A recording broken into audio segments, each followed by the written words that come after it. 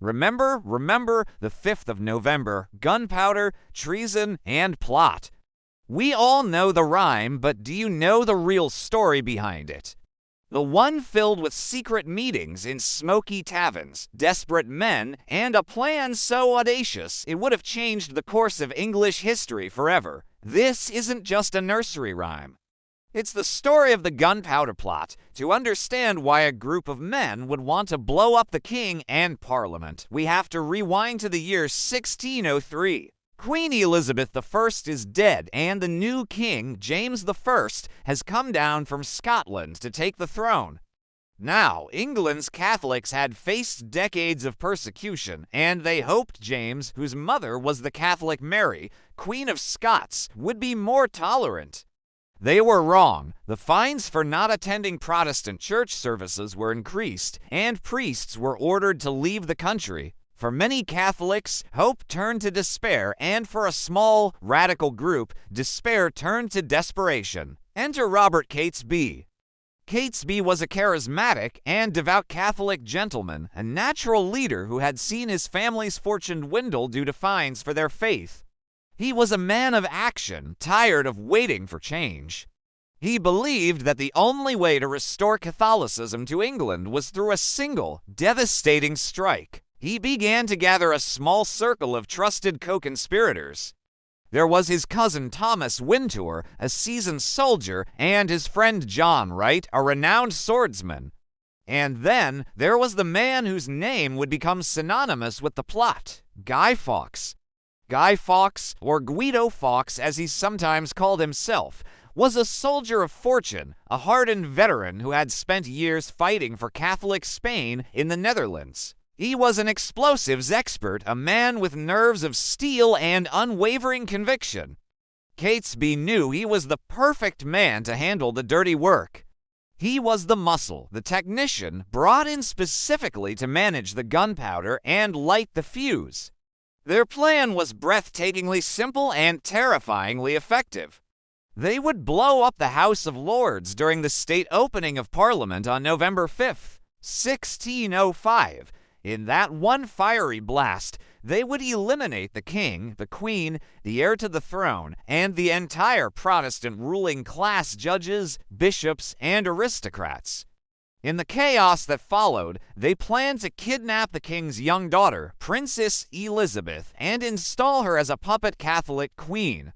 It was a complete reset, a violent revolution designed to turn back the clock. To pull this off, they needed a base of operations. The conspirators managed to rent a cellar directly beneath the House of Lords. Can you imagine the sheer audacity? Under the cover of darkness, they began smuggling in barrels of gunpowder one by one. It was a slow, back-breaking process. They moved 36 barrels into the cellar that nearly a ton of gunpowder and carefully hid them under a pile of firewood and coal. For months, this deadly secret lay dormant, a time bomb ticking away beneath the very heart of the English government. As the date drew closer, the plot began to unravel. The circle of conspirators had grown, and with more people involved, the risk of a leak increased. Some of the plotters grew anxious. They were about to kill hundreds of people, and not all of them were their enemies.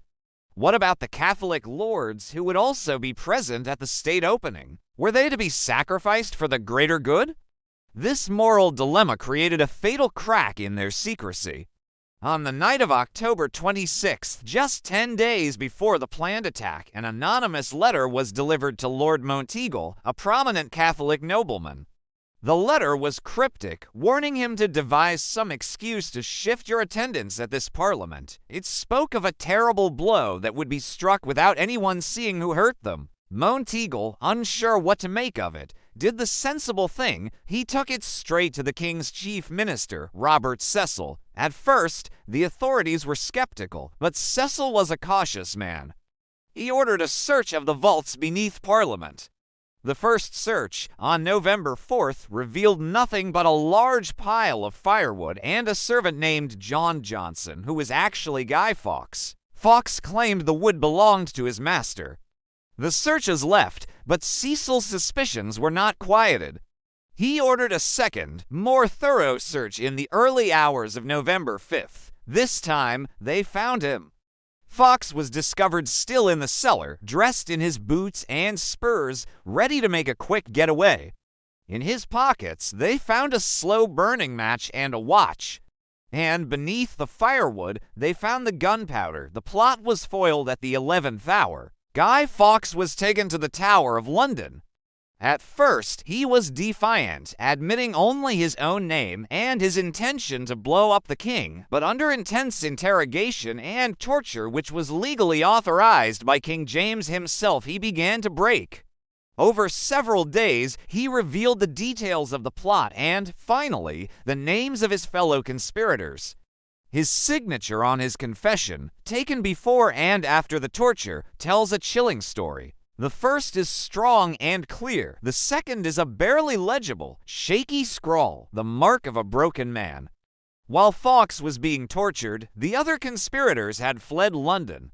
Robert Catesby and the core group made a last stand at a house in Staffordshire, but their luck had run out. Their own gunpowder, which they had laid out to dry, accidentally ignited, injuring several of them. It was a bitter irony. Soon after, the sheriff and his men surrounded the house. In the ensuing shootout, Catesby and several other key plotters were killed.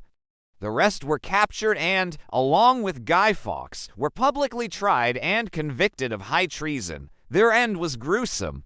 In January 1606, the surviving conspirators were subjected to the full penalty for treason. They were hanged, drawn, and quartered in a brutal public spectacle meant as a terrifying warning to any who would dare to challenge the crown. The failure of the gunpowder plot had a profound and lasting impact.